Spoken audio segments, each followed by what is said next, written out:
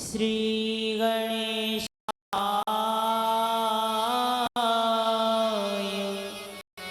नमः।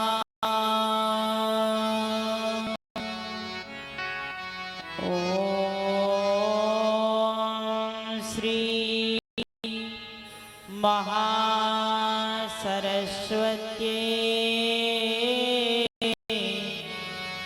नमः।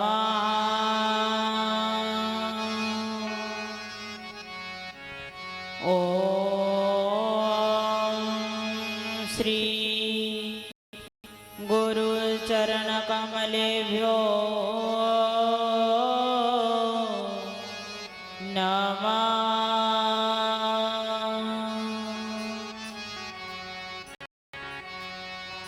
वक्रतुंड महाकाय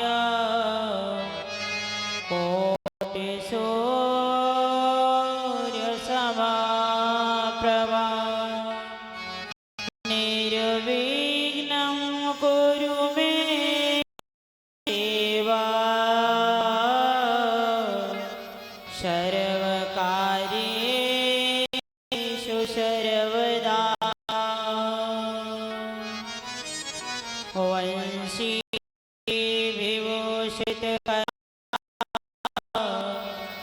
नवनीरदाभात् पीताम्बरादरुणबिम्बफलाधरुष्टा पूर्णेन्दुसुन्दरमुखा नेत्रात् कृष्णात् परं किमपि तत्त्वमहं न जाने। तप्तकाञ्चन गौराङ्गी राधे वृन्दावनेश्वरी वृषभानुसुते देवी प्रणमामि नमोऽस्तुते।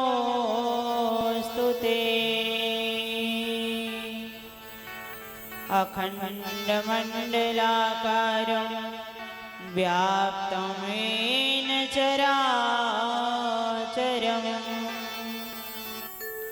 तत्पदं दर्शितं येन तस्मै श्री गुरवे नमः। तस्मै गुरवे नमः। अर्चनीय वंदनीय भवरोग्य वैद्य साक्षात करुणा की मूर्ति श्री सद्गुरुदेव भगवान के पावन युगल चरण कमलों में नतमस्तक होते हुए सूक्ष्म जगत में व्यापक सिद्धजन योगी जन एवं अनंत शक्तियां सभी को प्रणाम करते हुए जगत की अधिष्ठात्री देवी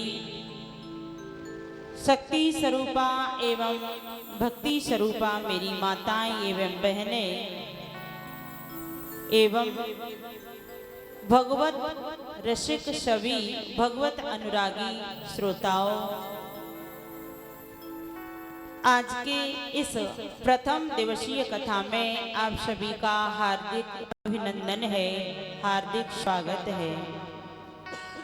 मन वाणी एवं वातावरण को पवित्र करने के लिए भगवान नाम संकीर्तन बोलेंगे।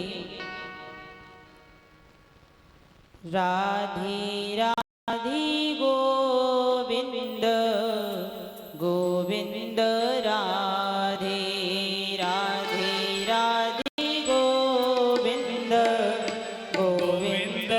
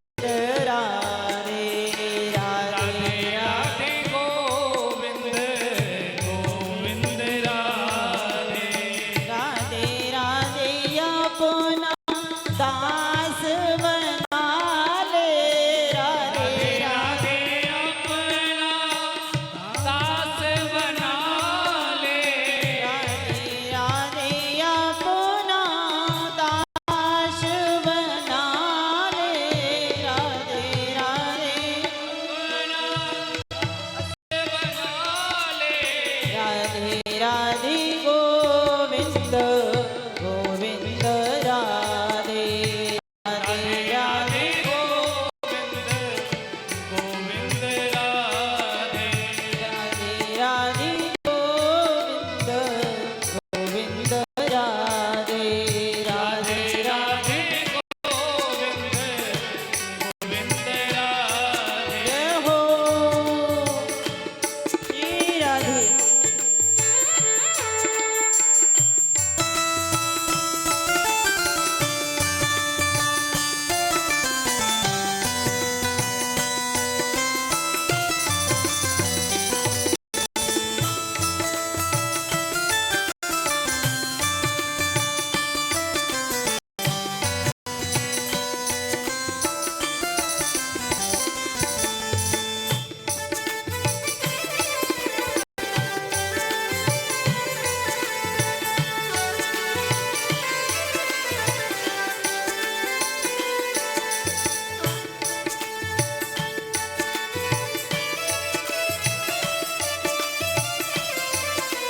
राधे राधे एक बार झलक दिखा दे राधे राधे एक बार झलक दिखा दे राधे राधे एक बार झलक दिखा दे राधे राधे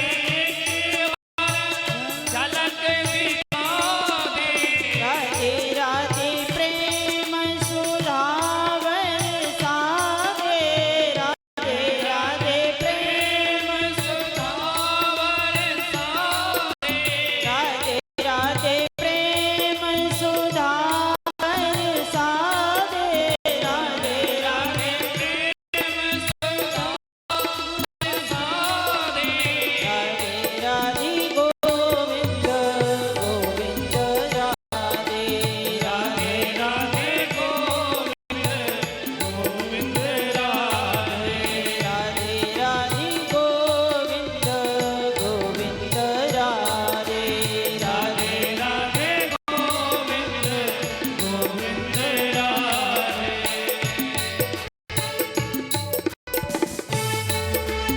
हरि बोल।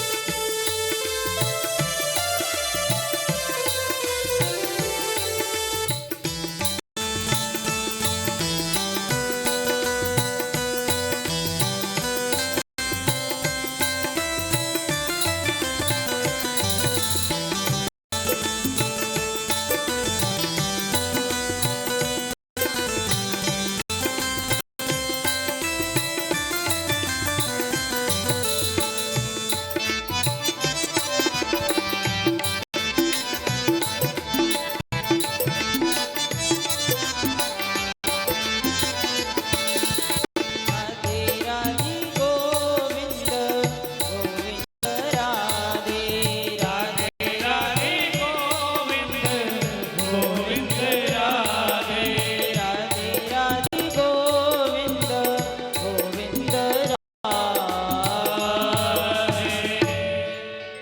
बोलिए गोविंद भगवान की जय। राधा रानी सरकार की जय।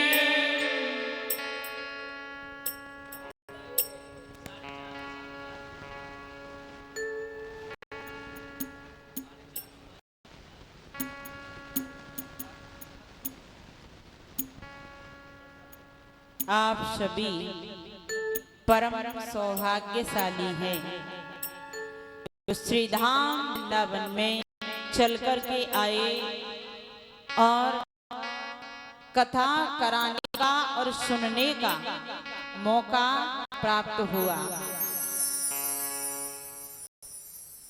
ऐसी छोटी सी एक मंडली है, महिला मंडल, और छोटे से ही तो बड़े बनते हैं।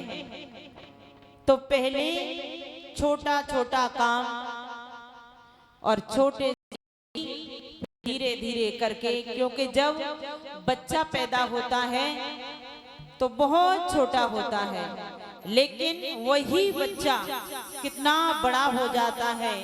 ऐसे ही वृक्षों को देखिए, एक छोटा सा बीज होता है और वो पृथ्वी में पड़ता है तो वही बीज अंकुरित होगा और अंकुरित हो करके एक दिन विशाल वटवृक्ष बन जाता है। तो आप सभी ने ये संकल्प लिया, बहुत अच्छा, बहुत सुंदर आपका संकल्प है।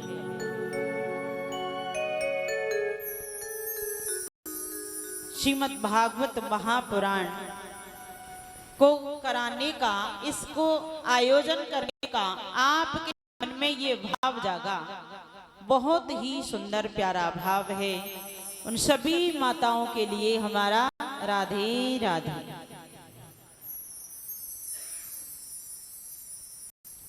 भाग्योदयेन बहुजन्म समर्जितेन सत्संगमं च लभते पुरुषो यदा वै अज्ञान हेतुकृत मोहमदंधकार नाशं विधाय तदुदयेति विवेकः।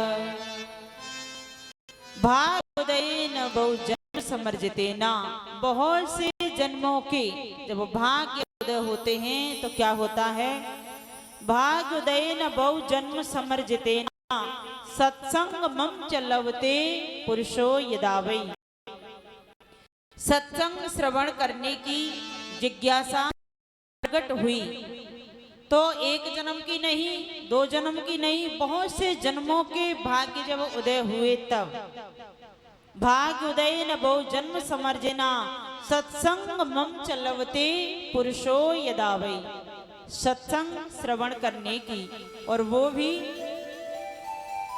लव मात्र का मिल जाए। लव मात्र का, लव कहते हैं अपने नेत्रों का जो पलक झपकता है इससे भी 6 गुना बारीक, उसको कहते हैं लव। सत्संगमं च लभते पुरुषो यदा वै।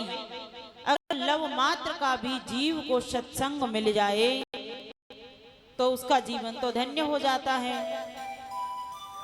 पुरुषो यदा वै जो कैसा है? अज्ञान हेतुकृत मोह अंधकार। अज्ञान का हेतु है, कारण है। क्या है? मोह मद अंधकार। मोह मकसद, यही हमारे अंदर अंधकार फैलाए हुए हैं। मोह मद अंधकार नाशम विधाय, इसका नाश करने के लिए, अज्ञान रूपी अंधकार को नष्ट करने के लिए कैसे? करोड़ों सूर्यों के समान। नाशम, अज्ञान हेतुकृत मोह मद अंधकार, इसका नष्ट करने के लिए करोड़ों सूर्यों के समान। नाशम विधाय तदुदयेति विवेकः। जब फिर अज्ञान रूपी अंधकार नष्ट हो जाएगा तो क्या होगा? सत्संग। सत्संग मिला, उस सत्संग से ज्ञान रूपी अंधकार हमारा नष्ट हुआ तो विवेक रूपी प्रकाश हमारे अंदर हो जाएगा। विवेक रूपी प्रकाश जब होता है तो हमारे जन्म जन्मांतरों के पाप नष्ट हो जाते हैं। तो आपके मन में ये भाव आया तो बहुत से जन्मों के पुण्यों के प्रभाव से ही तो हुआ, एक जन्म का तो नहीं।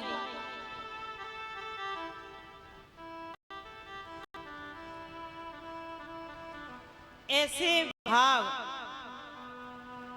आना बहुत बहुत ठाकुर जी की कृपा होती है, तब जाकर के ऐसा संकल्प अपने मन में हो पाता है।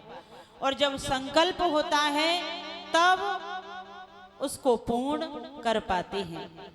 एक छोटी सी महिला मंडली है और उनके मन में ऐसा भाव जागा, बड़ा ही सुंदर प्यारा भाव था इनका। और देखो वो भाव था आज साकार रूप में आपके सामने है ही प्रकट दिख रहा है। श्रीमद् भागवत महापुराण के महात्म का सर्वप्रथम श्लोक कि सच्चिदानंद रूपाय विश्वोत्पत्त्यादि हेतवे तापत्रय विनाशाय श्री कृष्णाय वयं नमः। सच्चिदानंद रूपाय, सत चित आनंद तीनों सच्चिदानंद अलग अलग करेंगे तो अलग अलग हो गया, सत चित और आनंद, और तीनों को मिलाकर के एक साथ में बोल दो सच्चिदानंद। तो सत क्या है? वह परमात्मा है। सत किसको कहते हैं? उस परमात्मा को जो अखंड है, अविनाशी है, अविकारी है, अनामी है, जिसका कभी खंडन नहीं होता, जो कैसा है? अविनाशी, जिसका कभी नाश नहीं होता, अविकारी, किसी भी प्रकार का जिसके अंदर विकार नहीं है, वो है सत। जैसे आपने सोना लिया और उस सोने के अनेकानेक आभूषण बनवा लिए, तो उन आभूषणों को तोड़ मोड़ के एक जगह रख दिया, तो पहले क्या था? सोना। और जब आभूषण बनवा लिए तब भी क्या है? सोना। और उन सबको तोड़ मोड़ करके एक जगह रख दिया जाए तब भी क्या बचेगा? सोना। ऐसे ही परमात्मा है, पहले भी था और अब भी है और मध्य में भी था। भूत भविष्य वर्तमान तीनों कालों में परमात्मा व्यापक रूप से रहता है। तीनों काल में वो है सत, जो कहीं भी नहीं जाता न कहीं आता, हमेशा एक रस रहता है। वो कौन है? सत है, जिसका कभी नाश नहीं होता। उसके पश्चात आया चित। चित कहते हैं किसको? प्रकाश को। यानी ये लाइट ना हुई तो एकदम प्रकाश नहीं होगा, इसलिए सत कहते हैं, चित कहते हैं प्रकाश को। गीता में भगवान कहते हैं ना तद भासयते सूर्यो न शशंको न पावक। परमात्मा को कभी किसी से प्रकाश लेने की आवश्यकता ही ना पड़ी हो, कभी किसी से। जो स्वयं प्रकाश स्वरूप है, स्वयं के प्रकाश से सारी दुनिया को प्रकाशित करता है, वो कौन है? चित्त भी परमात्मा है और आनंद परमात्मा है। क्योंकि दो प्रकार के आनंद होते हैं, एक होता है विषयानंद और एक होता है परमानंद। जो विषयानंद होता है वो क्षणिक समय के लिए होता है और वो नरक को ले जाने वाला होता है, लेकिन जो परमानंद है वो ऐसा है कि कभी उससे मन नहीं भरता, कभी मन नहीं भरता और यही लगा रहता है। और परमात्मा का चिंतन करें और करें, और जो जप करते होंगे, जो भजन करते होंगे, उनको पता होगा ऐसा आनंद है। और जो आनंद कैसा है? कल्याणकारी। परमानंद है वो कैसा है? कल्याणकारी है, हमें कल्याण के मार्ग पर ले जाता है, मुक्ति प्रदाता है। और विषयानंद नरक का दाता है, नरक को देने वाला है। सबसे ज्यादा परमानंद को लोग चाहते हैं कि परमानंद आनंद नहीं, वो तो केवल आनंद ही था, लेकिन परमानंद आनंद से भी बढ़कर परम धन आनंद परमानंद उसको कहते हैं, जिससे हमारा मुक्ति का द्वार खुलता है, जिससे हमारा कल्याण होता है। तीनों को मिलाकर हो गया क्या?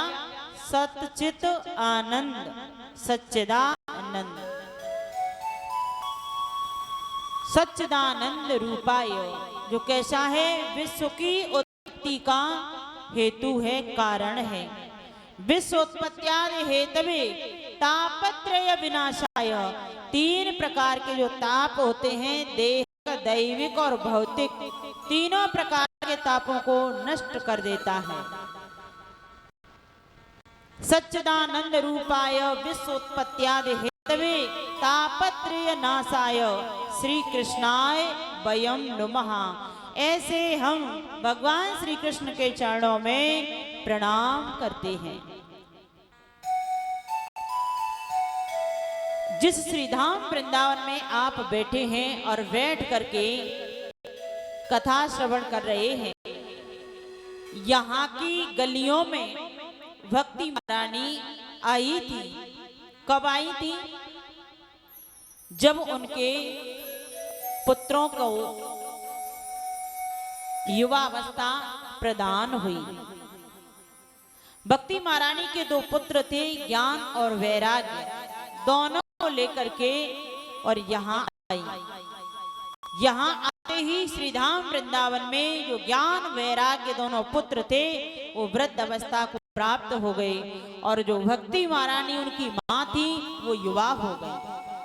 और जब भक्ति महारानी युवा हो गई, अब तो माँ को बड़ा कष्ट होने लगा कि मेरे दोनों पुत्र वृद्ध अवस्था को प्राप्त हो गए हैं और मैं युवा हूं। अच्छा, आप ये बताओ कि जब संतान वृद्ध हो और माँ युवा हो, तो संकोच माँ को होता है कि नहीं होता है?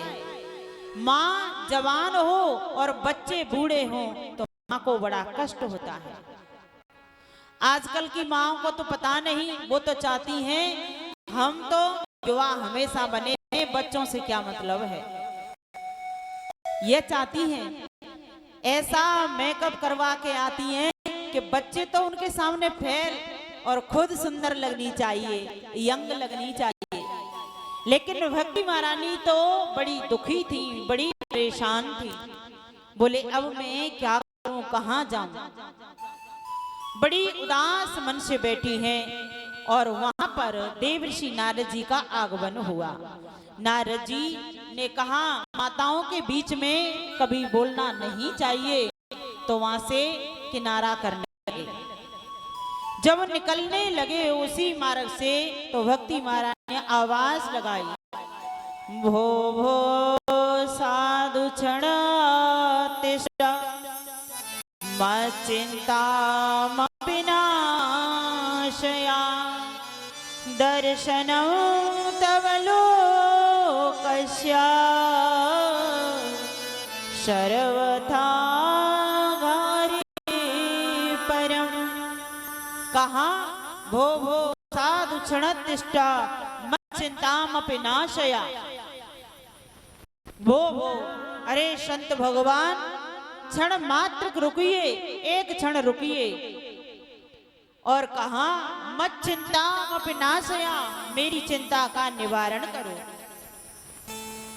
मेरी चिंता का निवारण करो।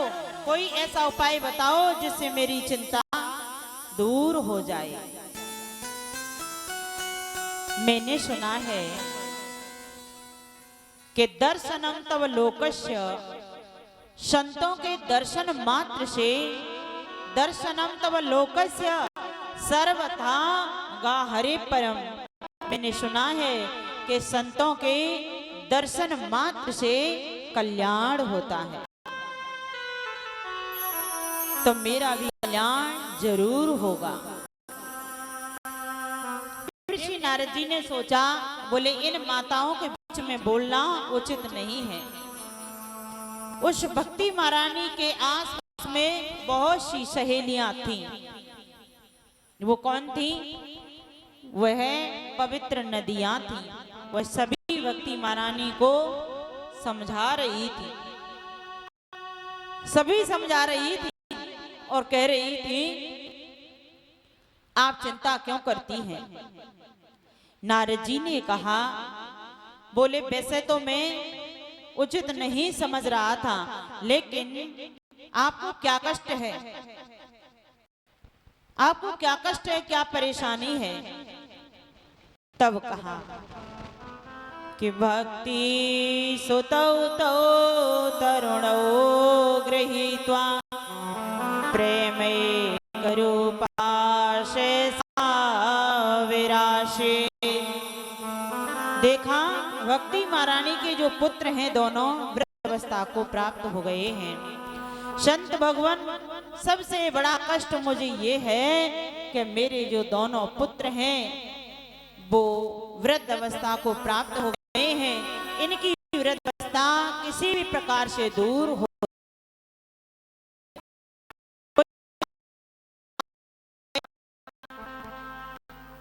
नारद जी ने कहा वो कौन?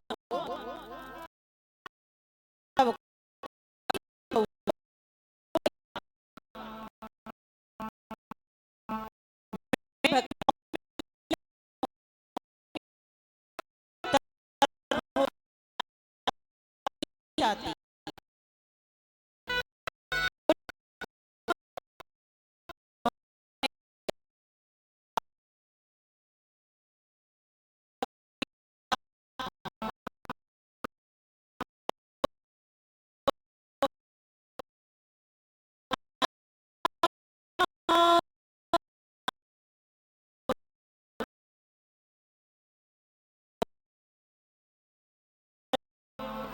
बोले भक्ति मानी भक्ति रीति का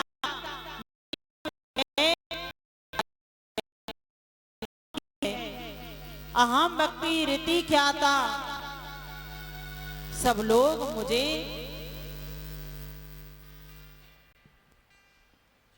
अच्छी तरह से जानते हैं, लोग मुझे जानते हैं। नारद जी ने कहा देवी अगर आपको चिंता है तो चिंता मत करो, तुम्हारी चिंता के निवारण के लिए कुछ ना कुछ उपाय तो जरूर। नारद जी ने भगवान सूर्य नारायण और कहा बोले प्रभु कोई ऐसा उपाय बताओ जिसके करने से भक्ति महारानी के जो पुत्र हैं ज्ञान और वैराग्य दोनों के कष्टों की निवृत्ति हो जाए, इनको पुनः युवा अवस्था मिल जाए। बोले इनकी युवा अवस्था जरूर मिलेगी, लेकिन इनको श्रीमद् भागवत महापुराण को श्रवण कराओ। श्रीमद् भागवत महापुराण की कथा को श्रवण कराओ तो जरूर इनको युवा अवस्था मिल जाएगी। इधर में देवर्षि नारद जी ने कहा बोले जरूर कोई ऐसा उपाय करते हैं और इस कथा को कहां करें।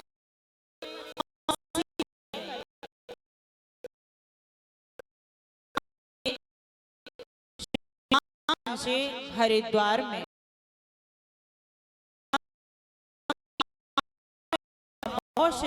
महापुरुष होंगे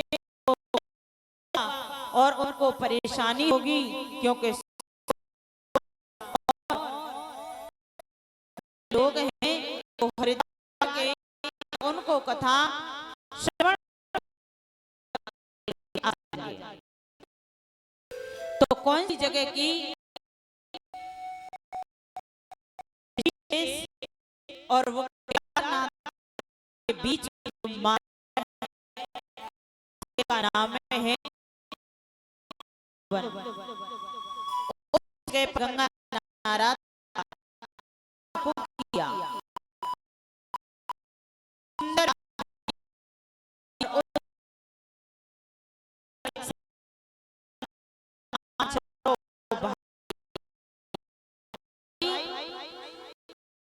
व्यास गद्दी पर आरूढ़ हो गए। देवर्षि नारद जी तोता बन करके बैठ गए और ज्ञान वैराग्य और भक्ति महारानी तीनों के लिए आसन बिछा दिया और कहा बोले माँ आप जहाँ कहीं भी हो आकर के कथा को श्रवण करो, आपके ही निमित्त ये कथा हो रही है।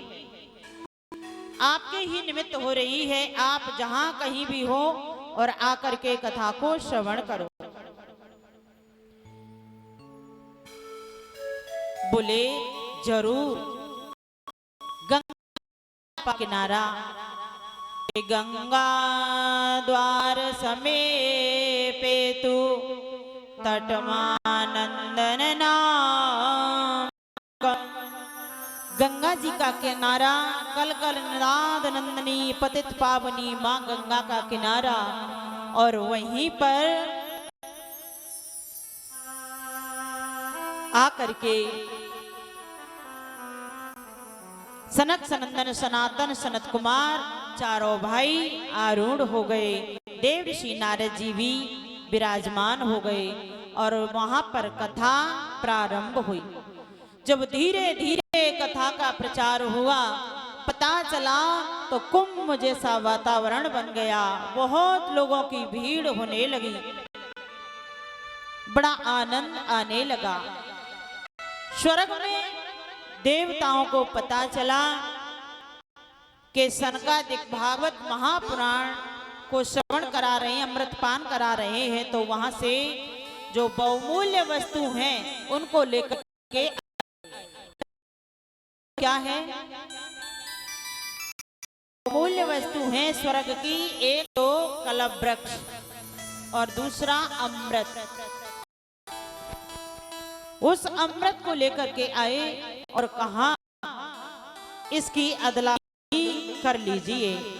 बोले अदला बदली के हाँ, क्या करेंगे? बोले ऐसा करो, हमको श्रीमद् भागवत महापुराण अमृत पान करा दो और ये स्वर्ग का अमृत आप ले लो। वो कहा, बोले नहीं,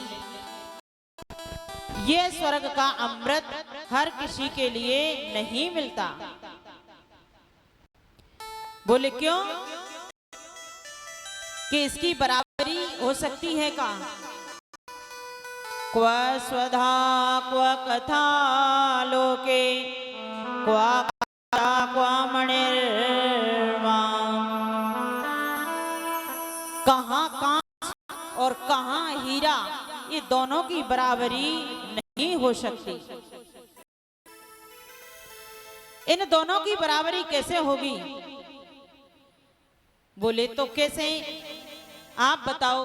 बोले नहीं, देवताओं ने कहा, बोले ऐसा कर लो, ये बराबरी और आप नहीं देना चाहते तो एक काम करो, एक पल्ले पर रख दो श्रीमद् भागवत महापुराण को, दूसरे पल्ले पर धर्म ग्रंथों को रख दो, और जितने रखे दूसरे पल्ले पर वो सब हल्के रह गए। उसका पल्ला ऊंचा हो गया, श्रीमद् भागवत महापुराण का पल्ला झुक गया, नीचा हो गया।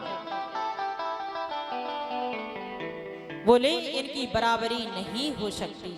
और देवताओं को अभक्त समझा, अभक्त समझा और वहां से उनको वापस भेज दिया। उनके लिए भागवत महापुराण को श्रवण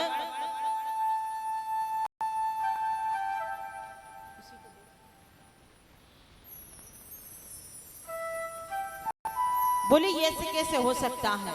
तो ये भागवत महापुराण है ना, ये ऐसा पुराण है कि इसकी बराबरी हर ग्रंथ नहीं कर सकते। किसी ना किसी की, जैसे देवी भागवत महापुराण को लेंगे तो देवी भागवत महापुराण में माँ भगवती की स्तुति की गई है, और रामचरितमानस में अलग अलग सभी देवी देवताओं की स्तुति की गई है।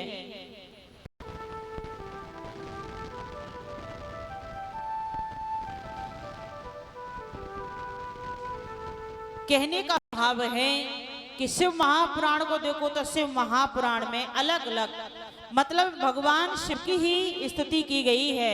श्रीमद् भागवत महापुराण ही ऐसा ग्रंथ है, इसमें किसी भी देवी देवता का नाम लेकर के वंदना नहीं की गई। इसमें वंदना की गई है तो केवल किसकी? सत्य की। सत्यम परम धीमहि, जो सत्य है, अखंड है, अविनाशी है, अविकारी है, अनामी है, अविचल है, उसकी स्तुति की गई है। किसी देवी देवता का नाम लेकर के स्तुति नहीं की गई।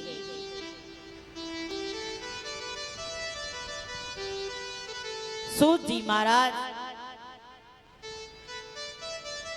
शौनकादिक ऋषियों के लिए श्रीमद् भागवत महापुराण को श्रवण करा रहे हैं नैमिषारण्य क्षेत्र में, जो बड़ा ही पवित्र स्थान है और सबकी बहुत लंबी लंबी आयु है। सब बेटे हैं और केवल सूत जी महाराज श्रवण करा रहे हैं। जब श्रीमद् भागवत महापुराण को भाव से श्रवण किया तो श्रवण करते ही भक्ति महारानी के जो मन में कष्ट था, पीड़ा थी, उसकी निवृत्ति हो गई। सबके सामने देखते देखते और प्रकट हो गई। प्रकट होकर के नृत्य करने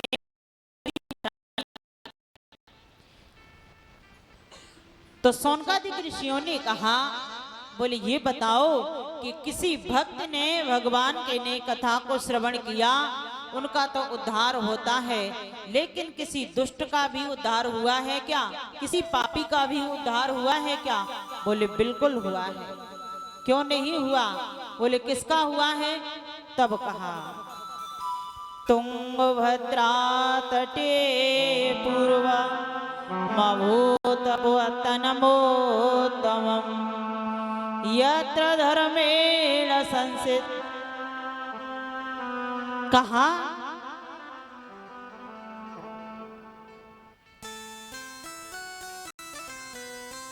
कि बड़ा ही सुंदर नगर है, उस नगर का नाम है उत्तम नगर। उस उत्तम नगर में एक पंडित जी महाराज रहते हैं जिनका नाम है आत्मदेव। आत्मदेव जी महाराज उसमें वास करते हैं। बड़े ही विचारशील, बड़े ही विवेकी, भजन करने वाले ब्राह्मण। उनकी पत्नी है उनसे बिल्कुल विपरीत, जिसका नाम है धुंधली देवी। उत्तम नगर में आत्मदेव जी महाराज वास करते हैं, जो कैसे हैं? सभी उस नगर में वास करने वाले धर्म का आचरण अपनाने वाले, धर्म नीति पर चलने वाले।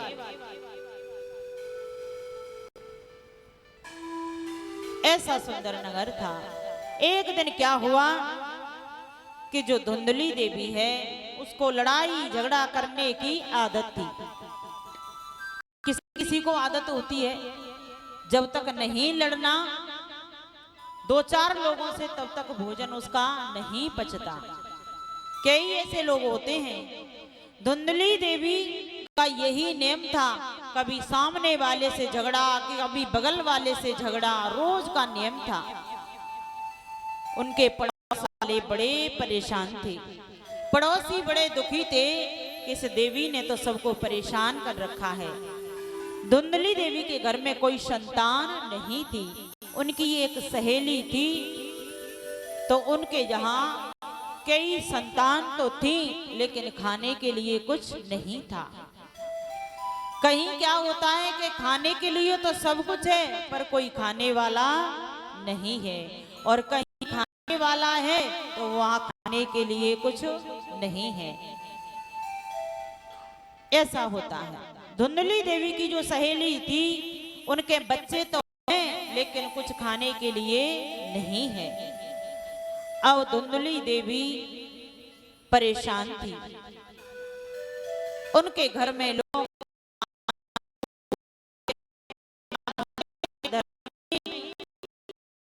निसंतान है, इसलिए तुम्हारा मुंह भी देखने का धर्म नहीं है। ये ठीक नहीं है, वो ठीक नहीं है। तुम्हारे घर में जो गौ माता है भी कोई बच्चा नहीं है, कोई भी नहीं है, तो कुछ ऐसा उपाय बताओ जिससे संतान हो जाए।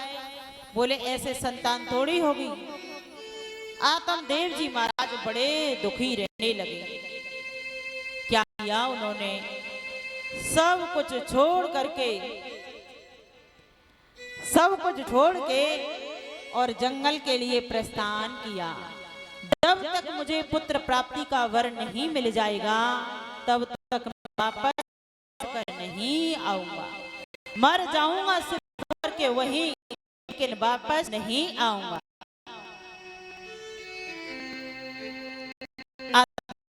जब मैं गई, एकांत में बैठे हैं, बड़े दुखी रहते हैं, लेकिन सोचते हैं क्या करूं, यहाँ तो कोई दिख नहीं रहा, कोई भी दिखाई नहीं दे रहा है। उसी समय नारद जी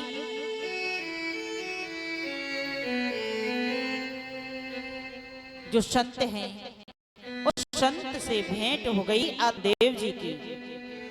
और आत्म देव जी की जैसे ही भेंट हुई तो कहा, बोले गुरुदेव, चरणों को पकड़ लिया और कहा कि आपके चरणों को छोड़ करके मैं कहीं भी जाने वाला नहीं हूं। बोले क्यों? कि मुझे तो पुत्र प्राप्ति का वर चाहिए प्रभु। पुत्र प्राप्ति का वर? बोले हाँ। क्या करोगे पुत्र लेकर के? बोले मुझे पुत्र चाहिए और जब तक पुत्र प्राप्ति का वर नहीं मिलेगा तब तक मैं वापस यहाँ से जाने वाला नहीं हूँ, यही मर जाऊंगा, नहीं छोड़ूंगा। संत के मन में दया आ गई। बोले, कहते हैं ना, दया बिना तो संत कसाई, दया करी तो आफत आई। ऐसा ही होता है। किसी के ऊपर दया कर देना तो समझ लेना कि वो सिर पे बैठ जाता है, हावी हो जाता है। नहीं करो दया, नहीं तो क्या संत कसाई। संत ने कहा, बोले तुम पुत्र को लेकर के क्या करोगे? अगर तुम्हें ज्यादा ही पुत्र की आवश्यकता है तो भगवान को पुत्र मान लो, बस तुम्हारा कल्याण हो जाएगा। बोले नहीं, मुझे तो पुत्र प्राप्ति का ही वर चाहिए। संत के मन में करुणा आ गई और एक फल दे दिया। कहा, जा करके अपनी पत्नी को खिला देना और नेम बता दिए कि तुम्हारे यहाँ पुत्र प्राप्ति जरूर होगी, जरूर होगी। अब आत्मदेव जी उस फल को लेकर के आए, धुंधली देवी को दिया और कहा, देवी इस फल को नियम से पाना है। बोले ठीक है। आत्मदेव जी से कह दिया, ठीक है, लेकिन वह फल किसको खिला दिया? परीक्षा लेने के लिए गाय को।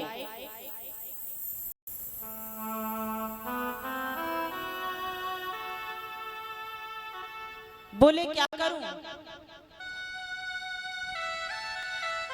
जो धुंधली देवी है वो कह रही है, बोले अगर गर्भ में बालक आ गया तो मेरा क्या होगा?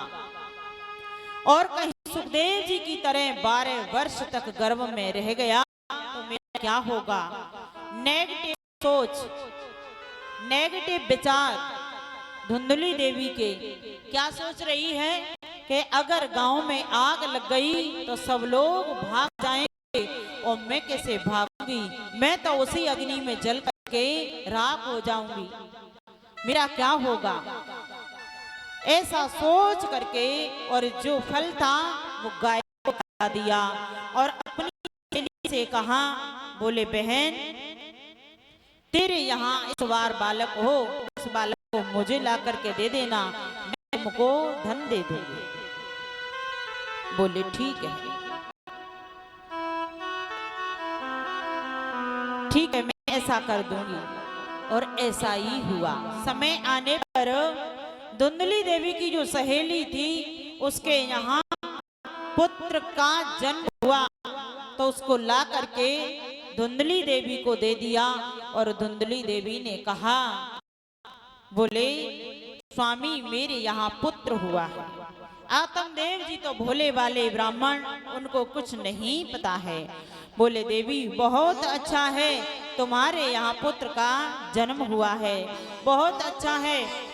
मेरा नाम है आत्मदेव, तुम्हारे जो अपना पुत्र है उस पुत्र का नाम रखूंगा परमात्मा देव। धुंधली देवी बोली वाह, 9 महीने गर्भ में मैंने धारण किया और नाम रखते हो अपने से मिलता जुलता। मेरा नाम है धुंधली देवी, तो अपने पुत्र का नाम रखूंगी धुंधकारी। आत्मदेव जी ने कहा कोई बात नहीं है देवी, जैसा तुमको उचित लगे वैसा करो। लेकिन जो धुंधली देवी ने गाय को फल खिलाया था, कुछ समय पश्चात उस गाय ने भी सुंदर पुत्र को जन्म दिया। का नाम है गोकर्ण। संपूर्ण शरीर मनुष्य जैसा है, लेकिन उसके लंबे लंबे कान हैं गाय से, इसलिए उनका नाम पड़ गया गोकर्ण। धुंधकारी बड़ा हुआ, महाउद्दंड हुआ, महाउद्दंड। अब तो आत्मदेव जी रोते हैं कि इस पुत्र से तो मैं बिना पुत्र के ही अच्छा रहता। थोड़ा बड़ा हुआ तो बच्चे जब पढ़ने के लिए जाते हैं तो क्या करता है, छोटे छोटे बालकों को ले जाता है और कुआं में डाल देता है। कहीं किसी से लड़ना, कहीं किसी से झगड़ना, उसका प्रतिदिन का ये नियम था, प्रतिदिन का। जो गोकर्ण जी महाराज हैं वह बड़ी श्रद्धा से भाव से पिताजी कहते हैं, लेकिन धुंधकारी इतना दुष्ट था कि गोकर्णो पंडितो ज्ञानी धुंधकारी महाखलः। गोकर्ण जी महाराज तो विद्वान ब्राह्मण हैं, लेकिन धुंधकारी महाखल महादुष्ट था, महादुराचारी था। जो आत्मदेव जी हैं वो बड़े परेशान रहने लगे। जब संतान बिगड़ती है तो माँ बाप को बहुत कष्ट होता है।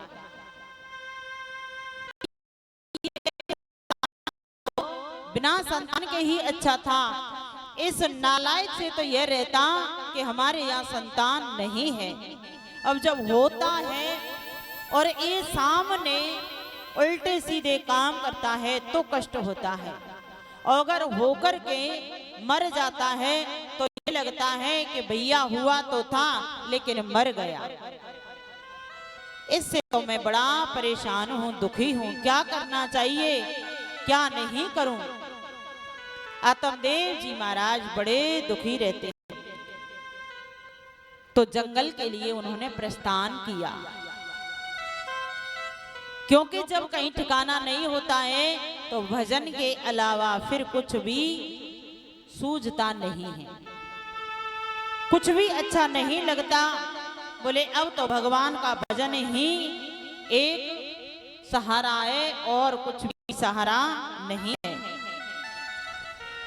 भगवान के भजन के अलावा कुछ भी अच्छा नहीं लगता। फिर जब चारों तरफ से व्यक्ति ठोकर खा करके आता है ना, कहीं सूझता नहीं, तब भगवान को पुकारता है लास्ट के भैया कोई किसी का नहीं है, केवल एक भगवान का भजन ही सार है और बाकी का तो सब असार है। फिर दुखी रहते हैं। तो भगवान का भजन सबको करना चाहिए, चाहे ज्यादा करो चाहे थोड़ा। तेरी बिगड़ी बना देगी, तेरी बिगड़ी बना देगी, चरण रज राधा रानी की।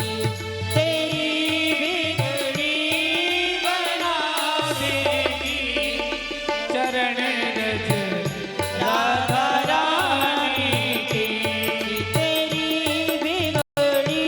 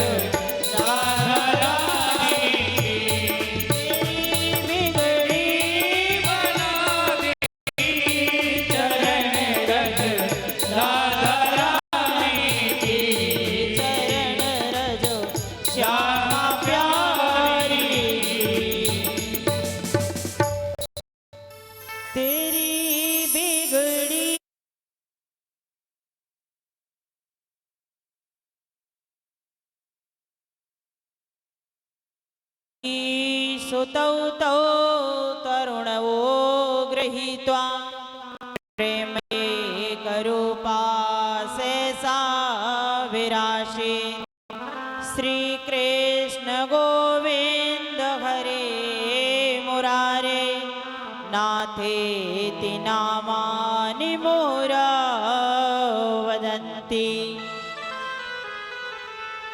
नाथेति नामानि मुहुरा वदन्ति। बड़ा सुंदर नृत्य करने लगी और कहा अब मैं कहाँ जाऊं, मेरे लिए कोई स्थान बताओ। तो कहाँ बताया, बोले आप ऐसा करो भक्तों के हृदय में जाकर के विराजमान हो जाओ, भक्तों के हृदय में जाकर के आप बैठ जाओ, विराजमान हो जाओ।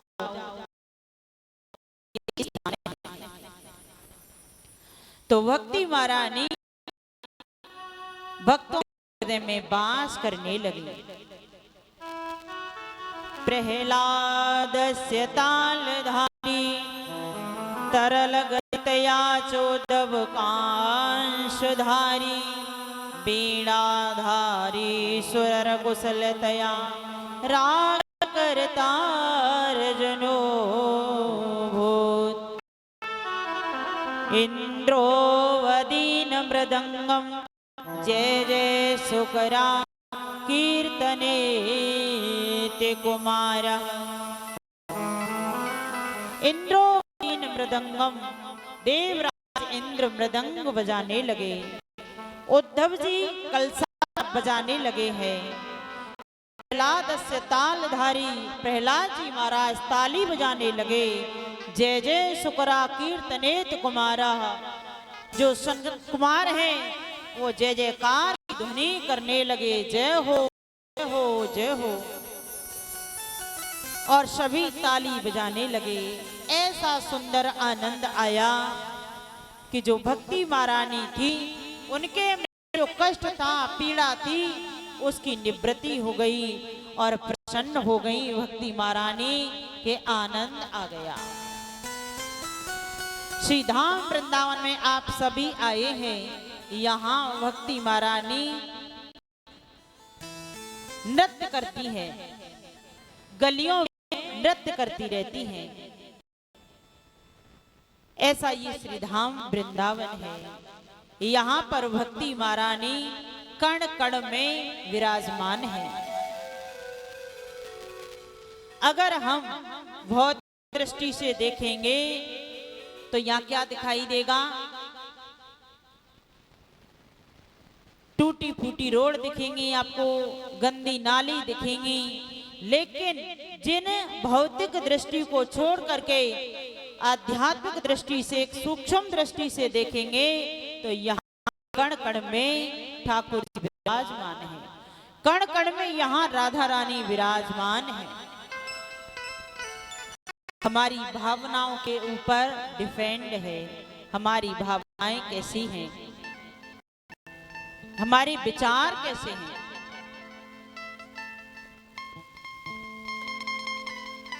श्री सूत जी महाराज ने सोनादिक ऋषियों के लिए इस प्रसंग को श्रवण कराया और हम आप सभी इसी पावन धरा पर विराजमान हैं। इस भूमि पर इकट्ठे हुए, कोई कहीं से, कोई कहीं से, कोई कहीं से, पक्षी चुन चुन करके और राधा रानी ने बुला लिया। उन पक्षियों को बुलाया चुन चुन करके, जिनके ऊपर कृपा थी वही यहाँ पर आए हैं। विशेष कृपा के कोटि जन्म के पुण्य जब उदय होय एक संग, करोड़ों जन्मों के पुण्य जब एक संग उदय होते हैं, फलमुख होते हैं, तो हमको और हमारे हाथों से ऐसे कार्य करवा देते हैं, हमको यहाँ बुला लेते हैं।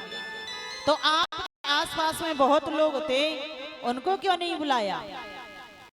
और भी तो माताएं होंगी, आपके आस पड़ोस भी होंगी, लेकिन परमात्मा चुनता है, देखता है कि कौन इसके योग्य है, किसके अंदर ये पात्रता है, और जिसके अंदर जो पात्रता होती है उसी को बुला लेता है गोविंद। तो आप सभी सौभाग्यशाली हैं। ये महात्मा की कथा थी, इसको आपके लिए श्रवण कराया। श्री सूत जी महाराज ने सौनकादिक ऋषियों के लिए इस प्रसंग को श्रवण कराया। जो एक व्यक्ति है 88,000 ऋषियों में से एक ही प्रश्न कर रहे हैं। बोले प्रभु, आप एक विद्वान हैं, आप शास्त्रों के जानकार हैं, पुराणों के ज्ञाता हैं, इसलिए आपसे कुछ पूछने का हमारा मन हो रहा है। ये मत सोचना कि आपकी परीक्षा ली जा रही है। परीक्षा नहीं, आपसे एक जिज्ञासा कुछ पूछना चाह रहे हैं। प्रश्न किया है कि प्रभु, कोई तो कहता है कि प्रातः काल 4 बजे उठकर के स्नान करना धर्म है। कोई कहता है मंदिर में हम जाते हैं पूजा पाठ करने के लिए। कोई कहता है हनुमान श्रेष्ठ है, कोई कहता है दुर्गा मैया श्रेष्ठ है, कोई कुछ कहता है, कोई कुछ कहता है। हमारे समझ में नहीं आता, क्या करें क्या ना करें। प्रभु ऐसी कृपा करके हमको बताओ, हमारी समझ में नहीं आता।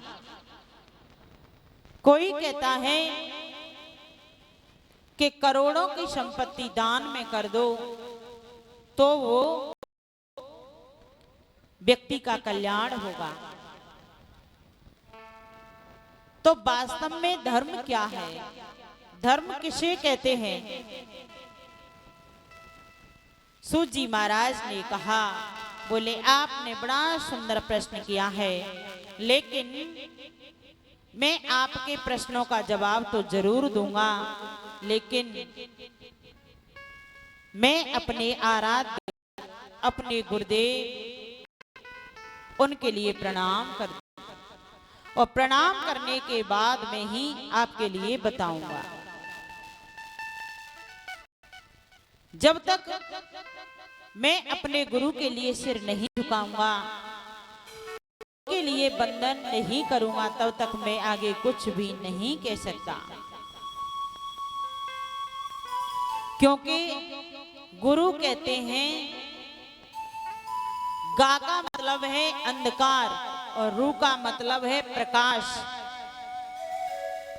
अज्ञान रूपी अंधकार से हमको प्रकाश की ओर ले जाए, उसी को गुरु कहते हैं, उसी को गुरु कहते हैं। और जो अंधकार में खुद है तो वो अपने शिष्य को प्रकाश में क्या ले जाएगा? खुद डूब रहा है, दूसरों को क्या बचाएगा?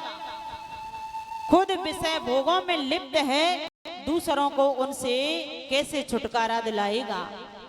दिला सकता है? कभी भी नहीं। लेकिन भैयाओ, अब कलयुगी लोगों को तो ऐसे ही गुरु पसंद हैं, ऐसे ही गुरु पसंद हैं। और शिष्य तो ये चाहता है कि जैसा हम कहें वैसा करो। गुरु को तो मानते हैं, गुरु को अंदर से मानते हैं कि अच्छा है, हमारा गुरु अच्छा है, हमारे गुरुदेव के भाव अच्छे हैं, विचार अच्छे हैं। गुरु को तो मानते हैं, लेकिन गुरु की नहीं मानते। गुरु की बात अच्छी नहीं लगती। गुरु को मानते हैं लेकिन गुरु की नहीं मानते। ऐसे कलयुगी लोग हैं।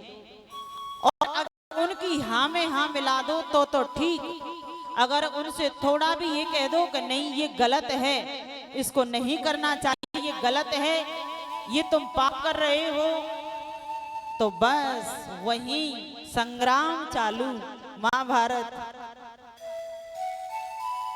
ऐसे शिष्यों से क्या फायदा है?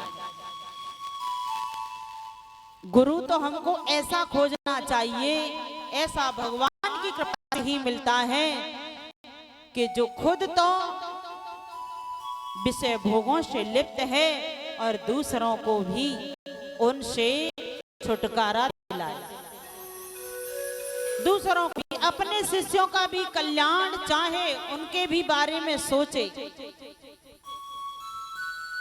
बड़ा विचित्र है ये संसार।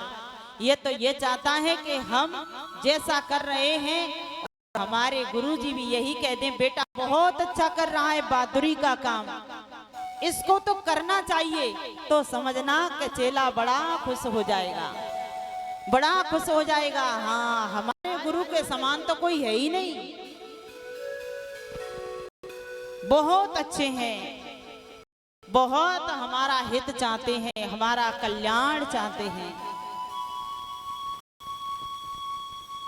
तो आजकल ज्यादा लोग ऐसे ही हैं।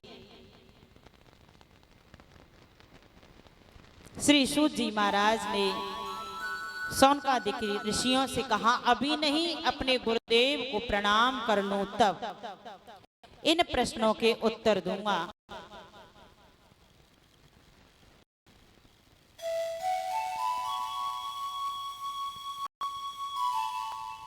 वैसे तो शिष्य को ऐसा होना चाहिए कि प्रभु रामचरितमानस को उठा करके देखिए, जो गुरु को दर्शन नहीं हुआ, शिष्य को दर्शन हुआ और शिष्य ने अपने गुरु को दर्शन करा दिया। कौन है? सुतीक्षण जी महाराज। सुतीक्षण जी महाराज ने भगवान का दर्शन किया और दर्शन करके कहा, बोले प्रभु मुझे तो दर्शन दे दिए, लेकिन कुटिया में चल के मेरे गुरुदेव को भी दर्शन दे दो।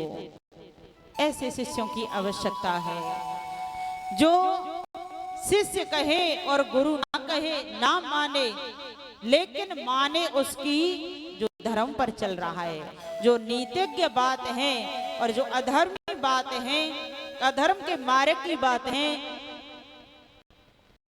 उनको तो बिल्कुल त्याग देना चाहिए।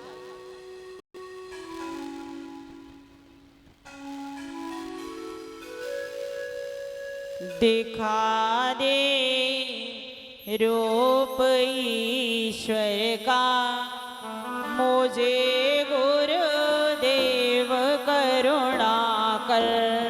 दिखा दे रूप ईश्वर का मुझे गुरुदेव करुणा कर।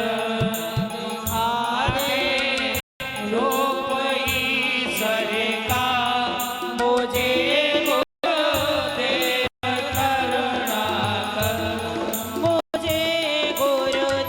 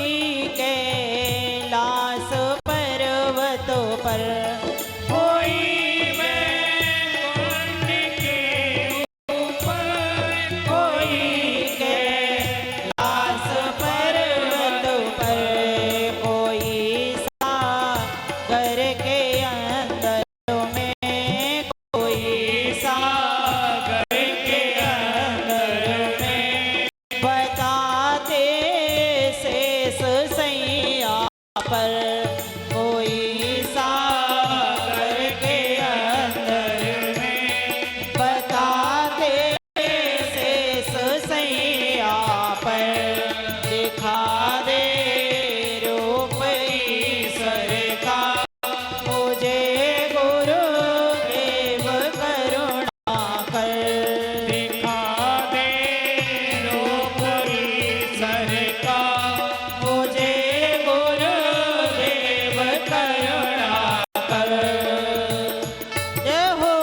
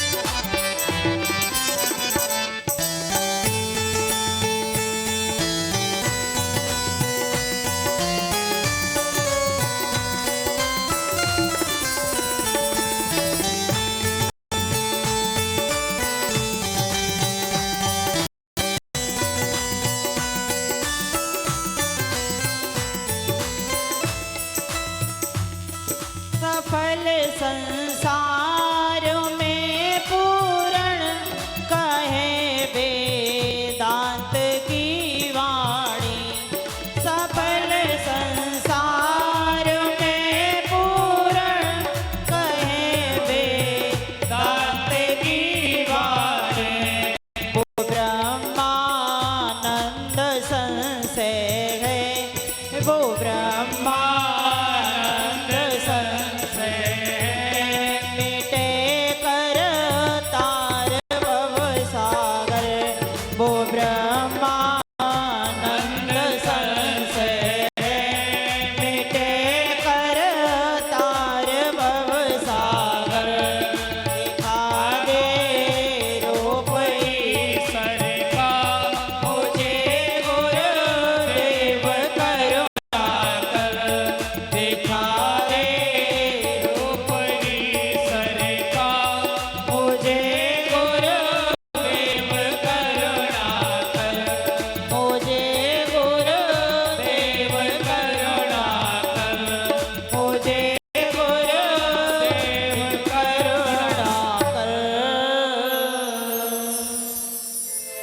दिखा दे रूप ईश्वर का मुझे गुरुदेव करुणा कर। शिष्य जब पूर्ण रूप से समर्पित हो जाता है तो फिर गुरुदेव उसकी देखभाल, गुरुदेव के हाथों में उसकी बागडोर होती है। और जब तक समर्पण भाव नहीं आता, ये आवाज कैसी कर रहा है भैया, कहाँ गए? तक गुरु कुछ नहीं कर सकता। पूर्ण रूप से समर्पित हो जाते हैं। अच्छा, आपने देखा होगा कि जब पुलिस एनकाउंटर करने के लिए जाती है, पुलिस किसी को पकड़ने के लिए जाती है, और जो ज्यादा ही चोर है या ये समझो कि बदमाश है कि इसने मर्डर किए हैं, तो क्या होता है, जब पुलिस पहुंच जाती है तो पुलिस के सामने वो सरेंडर हो जाता है। और जैसे वो सरेंडर होता है ना, जैसे ही सरेंडर हुआ, ऊपर को दोनों हाथ खड़े कर लेता है, तो जिस पर गोली चलानी चाहिए फिर गोली नहीं चलती, क्योंकि पुलिस के सामने वो कहां तो उसका एनकाउंटर हो रहा है, मरने जा रहा है, और कहां फिर सरेंडर हो गया। और जब सरेंडर हो गया ना, तो जो मरने वाला है और मारने वाले हैं वो भी उसको अभय प्रदान कर देते हैं, वो फिर नहीं मारते। मारते हैं क्या? नहीं मारते, क्योंकि वो सरेंडर हो गया, समर्पित हो गया। चाहे कितना भी बड़ा चोर है, डाकू है, कितना भी बड़ा वो बदमाश है, मर्डर उसने कितने भी क्यों ना किए हों, लेकिन फिर भी सरेंडर हो गया तो उस पर गोली नहीं चलाते। आपने देखा होगा कि डॉक्टरों के सामने जब जाते हैं, पता है आपको कि डॉक्टर है, अब ये हमारी सर्जरी करेगा, ऑपरेशन होगा, लेकिन वहां भय नहीं लगता, क्योंकि डॉक्टर चिड़ाड़ी करते हैं, ऑपरेशन कर रहे हैं, पता है हमको कि हमारी काटपीट करेंगे, हमारी चीड़ा फाड़ी करेंगे, लेकिन फिर भी भय नहीं लगती, क्योंकि आपको पूर्ण रूप से भाव है, पूर्ण रूप से विश्वास है, और डॉक्टर के समर्पित हो गए। जब डॉक्टर के समर्पित हो जाते हैं तो फिर अपने आप वो संभालता है, उसके समर्पित हो जाते हैं तो फिर हमको भी भय नहीं रहता, और वो अपने आप संभालता है। कई उदाहरण हैं ऐसे, समर्पित जब तक हम नहीं होंगे तब तक कोई कुछ भी करने वाला नहीं है। भगवान के लिए भी हम पूर्ण रूप से समर्पित नहीं होते तब तक हमारा कल्याण नहीं होता। तो समर्पित की आवश्यकता है। जो हमारे बाबाएं भैया हैं, आपने देखा होगा, ये तो खैर रोज का ही काम है, जब अपनी कटिंग करवाने के लिए जाते हैं, शेविंग बनवाते हैं, तो नाई के हाथ में छुरा होता है, कैंची होती है, लेकिन 1% भी भय नहीं होता वहां। क्यों नहीं होता? कि हमें काट नहीं सकता, और जितनी देर तक हम उसके समर्पित हैं तब तक उसको बढ़िया तरह से, अच्छी तरह से संभालेगा, उसकी कटिंग बढ़िया तरह से करेगा, क्योंकि उसके समर्पित हो गए। और समर्पित नहीं होते, उसका मन यही रहता है कि बस यहाँ से मिले जितना लो लेकर के यहाँ से उन वेश्याओं की तरह,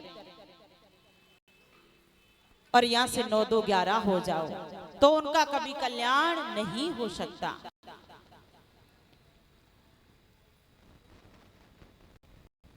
श्री सूत जी महाराज ने बड़ा ही सुंदर वर्णन किया।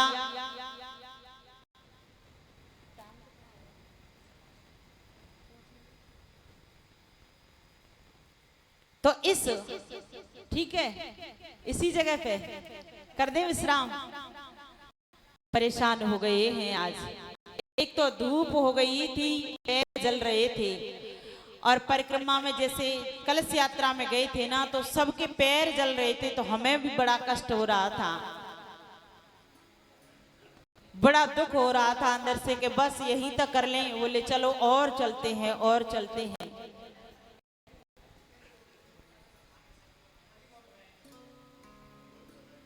और थकान थी, क्योंकि पूरी रात में परेशान हुए, रात में भी नहीं सो पाए। तो भगवान की कथा तो ऐसी है कि इसमें शांति मिलती है, और शांति मिलती है तो निद्रा देवी का भी प्रवेश हो जाता है। और निद्रा देवी का प्रवेश कई कारणों से भी होता है, लेकिन हम तो यही कहेंगे कि कि आप रात्रि में सोए नहीं हैं, ये से इसीलिए आपको नींद आ रही है।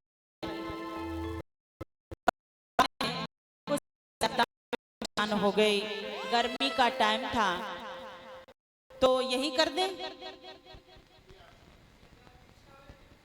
तो एक भजन और फिर आरती होगी, ठीक है।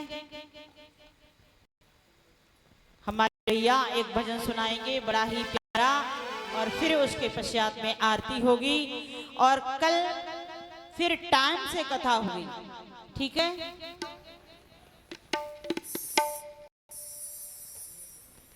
ये क्या सिग्नल दिखा रहे हैं? 1 बजे से, 1 बजे से कितने बजे?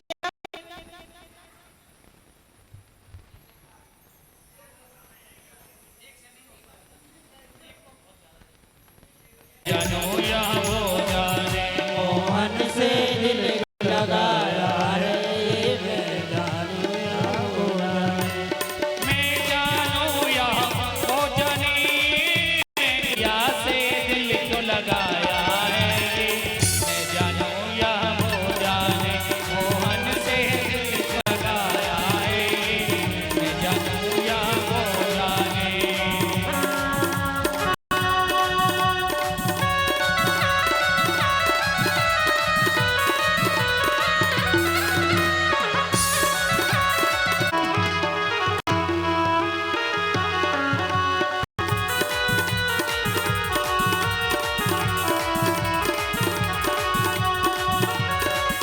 हर बात निराली है उसकी, हर बात में है एक टेढ़ापन। हर बात निराली है उसकी हर बात में है एक टेढ़ा। टेढ़े पर आएंगे।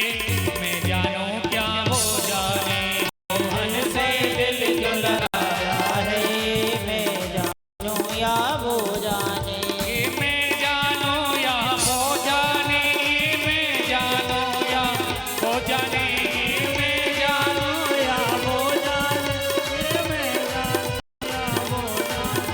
मोहन से खलिया से, मोहन से दिल क्यों लगाया है ये, मैं जानूं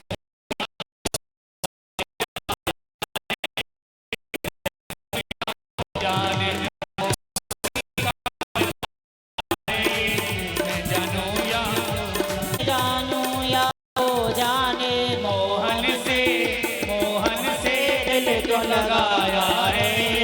मैं जानूं या वो जाने, मोहन से दिल क्यों लगाया है। मैं जानूं या वो जाने।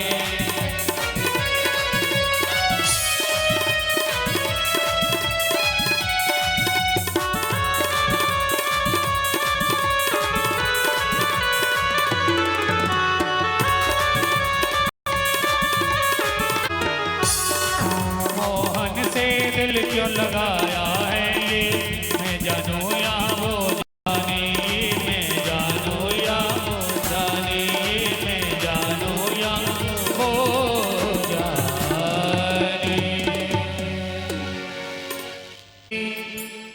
उतारों में कान्हा तेरी आरती, मन में बसा कर तेरी मूर्ति।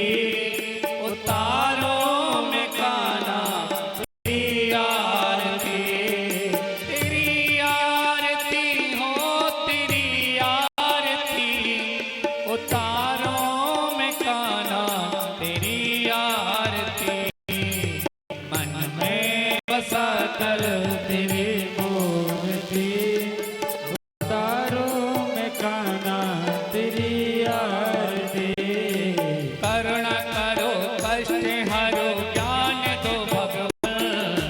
भव में फंसी नाव मेरी, तार दो भगवान। करुणा करो ज्ञान दो भगवान। तार दो भगवान।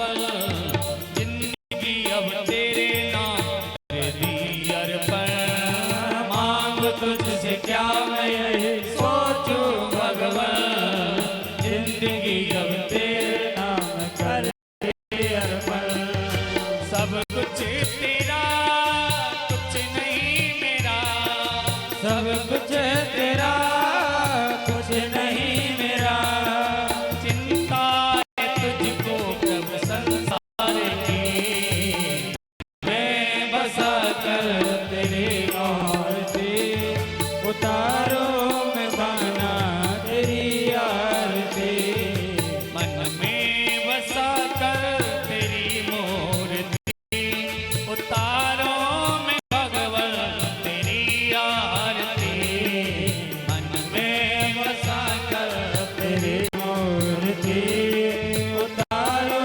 मैं गाना तेरी आरती वेद तेरी महिमा गाए संत करे गान, नारद गुण गान करे तेरे बीड़ा तान वेद तेरी महिमा गाए संत करे गान, नारद गुण गान करे तेरे बीड़ा तान भक्त तेरे द्वार करते हैं पुकार भक्त तेरे द्वार करते पुकार दास भक्त गाए प्रभु तेरी आरती मन में बसा कर तेरी मूर्ति उतारो मैं गाना तेरी आरती तेरी आरती हो तेरी आरती उतारो मैं गाना तेरी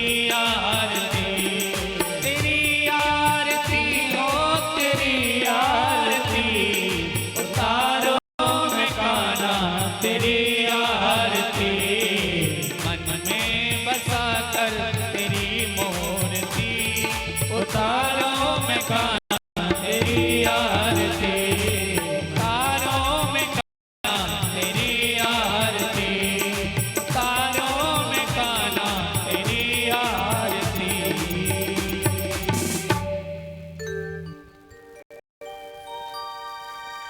आत्मा दिवंदनम पुष्प ले लो हाथ में दे दो सभी को मंत्र पुष्पांजलि